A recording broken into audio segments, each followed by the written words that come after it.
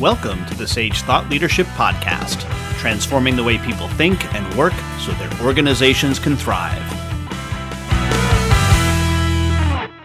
Well, hi, everyone, and welcome to our podcast. I'm Ed Kless, and with me today is my Sage colleague, Liz Warner.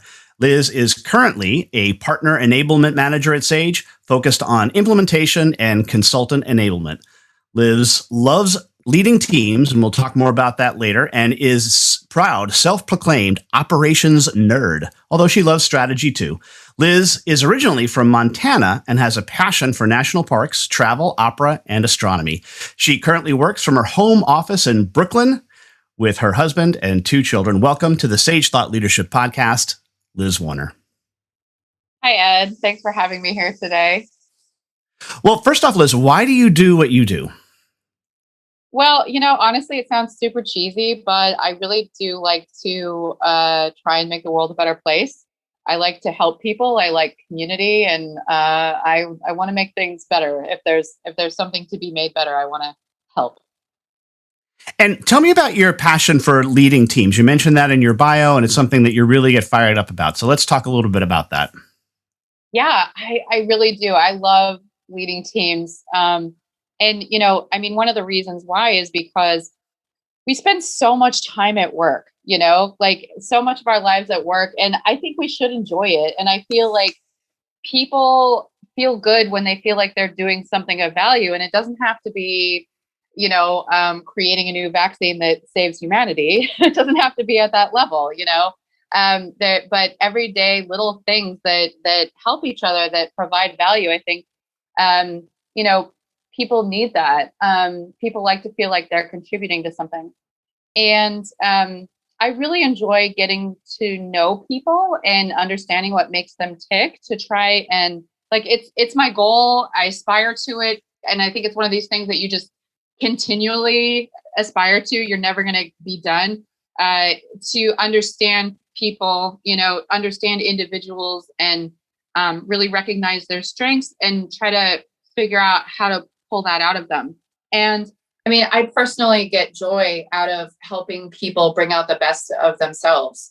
I think you have to have a bring your whole self to work corporate culture to be supported in leading teams that way. And I think that kind of environment cultivates the best results overall for businesses, because you have to, in recognizing different strengths in people and trying to figure out how to bring those strengths out. It really invites everybody to the table, no matter what their background is and no matter what their personality or communication style is. I listen to a bunch of different podcasts, actually, and one of my favorite ones is called Design Better. And they had this episode about basically like how to bring ideas from introverts.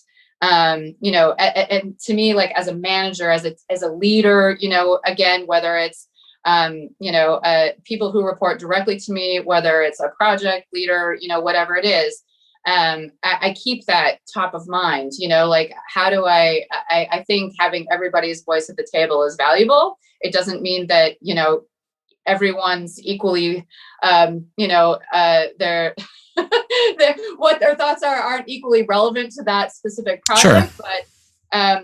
But it's valuable. And I think businesses get more out of it. The more diversity you have of thoughts on specific topics, the better off you are as a business.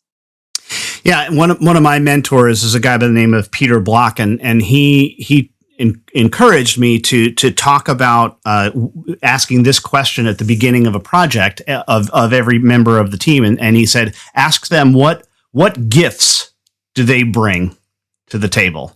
Yeah. And I really like the phrasing of that, right? To use that each of us has some kind of a gift. And as you said, it doesn't necessarily have to be business related. It doesn't have to be your financial skills or your technology skills. It can be something that is not related to either one of those things. But I have always latched onto that notion of bringing it as a gift. Right. I love that. Yeah, I totally love that. So when you're trying to put teams together, and especially with regard to implementation, where you've got these really cross-functional teams, so it's got usually folks that are working inside your organization as well as a customer organization. What are some of the keys that you found to try to get those things to mesh a little bit better?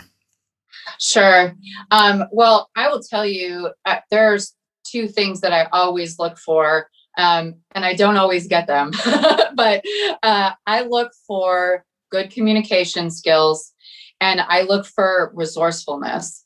I think that both of those things are drastically underestimated, because if you have people who are really good at both, they can accomplish anything. They can take care of anything. They can do anything. So I try to do that. Well, so it's interesting.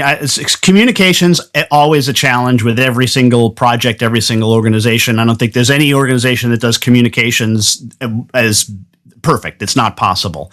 But you used an interesting word there. You said resourcefulness. What do you mean by that? Define that a little bit. Oh, God, that's tricky. Yeah, I don't know if I can define it. But resourcefulness to me is like you try to find the answer before you expect somebody else to give it to you, right? And also you believe that you can find the answer. I guess it goes hand in hand, right? So like if someone, if there's an issue or problem, I mean, and especially with a product like X3, you have to have that because it goes so deep, it can do so much. You have to have sort of a curious mind and a mindset that can this be done? It has to be the question, can this be done? It can't be, no, this can't be done, right? And if you explore every option and then it turns out, no, it really can't, then fine, but you need to sort of have that curious mind, an attitude that you can do it, you can figure this out, you can, look for answers, seek it out to solve the problem, right?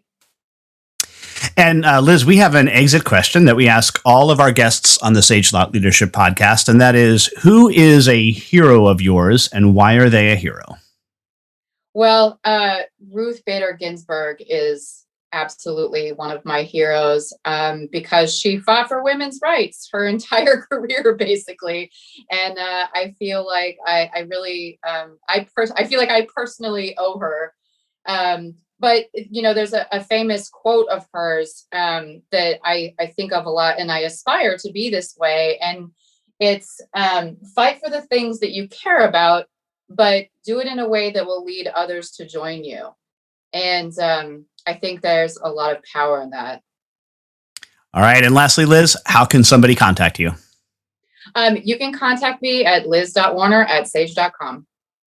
Outstanding. Liz Warner, Partner Enablement Manager at Sage, and my colleague, thanks so much for being a guest on the Sage Thought Leadership Podcast.